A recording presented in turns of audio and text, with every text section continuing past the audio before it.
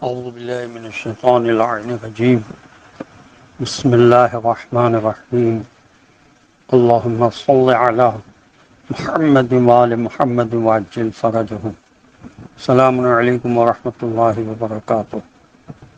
اللہ تبارک و تعالیٰ کا شکر ہے کہ آج 12 جنوری کو میں آپ سے خطاب کر رہا ہوں۔ تاج العلماء مولانا محمد نقی نجفی علی اللہ مقامہ کا گرانڈ سن علی احمد۔ آج کے لیے شاید 3 موضوعات ہیں۔ سب سے پہلا موضوع یہ ہے کہ اللہ تعالیٰ کی بے نہایت اور لامحدود قدرت کے سلسلے میں سورہ مبارکہ آل عمران کی آیت نمبر 189 کی تھوڑی سی تشریح۔ آیت یہ ہے کہ وَلِلَّهِ مُلْكُ السَّمَاوَاتِ وَالْأَرْضِ وَاللَّهُ عَلَىٰ كُلِّ شَيْءٍ قَدِيرٌ۔ ترجمہ یہ ہے کہ اور وہ بچ کر کہاں جائیں گے، زمین و آسمان اللہ کے قدر قدرت میں ہیں اور اللہ ہر چیز پر قادر ہے۔ اب بہت سی آیتیں اللہ تعالیٰ کی بے نہایت قدرت کی طرف اشارہ کرتی ہیں۔ مظاہر ہستی کا عظیم ہونا اللہ تعالیٰ کی قدرت کے بے نہایت ہونے کی نشانیوں میں سے ہے۔ مذکورہ آیت میں تمام عالم میں اللہ تعالیٰ کی حکومت اور فرما روائی کی طرف اشارہ کیا گیا ہے، اور اس بات پر تاکید کی گئی ہے کہ اللہ تعالیٰ ہر ممکن کام پر قادر اور توانا ہے۔ حضرت امام جعفر صادق علیہ السلام کی ایک حدیث ہے کہ جس کا ترجمہ یہ ہے کہ بے شک اللہ تعالیٰ کی کسی حد اور اندازے کے ذریعے توصیف نہیں کی جا سکتی مگر یہ کہ وہ اس سے بالاتر ہے۔ یہ اصول کافی میں جلد 1 میں صفحہ 103 پر یہ حدیث ہے جس کا نمبر ہے 11۔ اس سلسلے میں مزید مطالعہ کیا جا سکتا ہے۔ اور آج کا دوسرا موضوع قسم کھانے کے فلسفے کے بارے میں ہے۔ تفسیر کے کچھ بیان میں لکھا ہے کہ عربی ادب میں قسم کھانے کا ایک مقصد بات کو موقت کرنا بھی ہوتا ہے، یعنی جو بات کہی جا رہی ہے وہ بہت اہم ہے، اس لیے یہاں پر حضور اکرم صلی اللہ علیہ وسلم کی قسم کھا کر اور کہیں دوسری چیزوں کی قسم کھا کر یہ بتایا گیا ہے کہ یہ بات بہت اہم ہے۔ مثلا یہ کہ لوط علیہ السلام کی قوم والے ہم جنس پرستی میں بدمست ہو رہے تھے اور تم لوگ اپنے تکبر کی مستی کی بے راہوی سے تباہی کے راستے پر جا رہے تھے، تو حضور صلی اللہ علیہ وسلم کی جان کی قسم کھا کر یہ بتایا کہ خدا کے نزدیک حضور صلی اللہ علیہ وسلم کی جان سب جانوں سے زیادہ عزیز ہے۔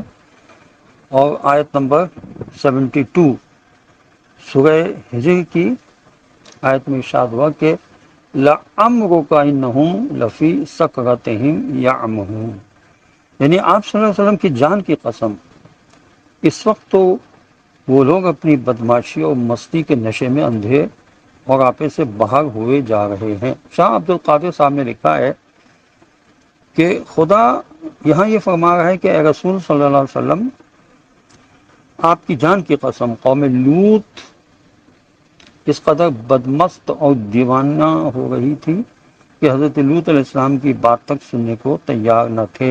یہ موضوع قرآن میں لکھا ہے۔ اور شاہ ولی اللہ صاحب نے لکھا کہ قصے کے درمیان اس جملے کا آنا اصل میں مکے والوں کو تنبیہ کرنا مقصود تھا کہ اے مشرکین مکہ، تمہارا بھی وہی حال ہے جو قوم لوط کا تھا۔ وہ جنسی بدکاری کی مستی میں تھے اور تم تکبر کے نشے میں رسول اکرم صلی اللہ علیہ وسلم کی بات کو سننے کے لیے تیار نہیں ہو۔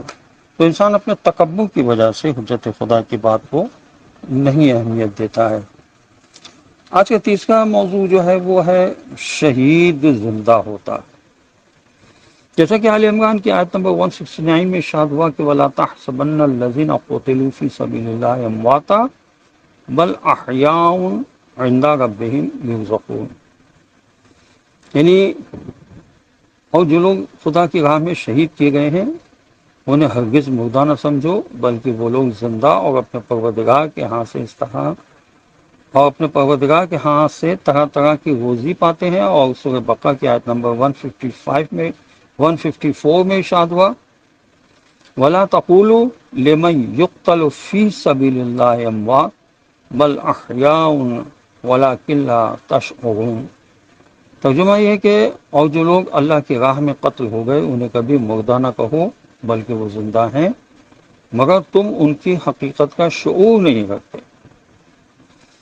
یہاں اس سلسلے میں احادیث بھی موجود ہیں کہ جس میں بتایا گیا ہے کہ شہید جو ہوتا ہے وہ زندہ ہے، اور اس کے لیے تھوڑا سا مطالعہ کرنا ہوگا اور احادیث کی طرف رجوع کرنا ہوگا تو ہمیں پتہ چلتا ہے کہ شہید کی بہت عظمت ہے، اور وہ جس طرح سے زندہ ہے اس کا ہمیں شعور نہیں ہے، کیونکہ اس کی زندگی بالکل ہی مختلف ہے ہماری زندگیوں سے۔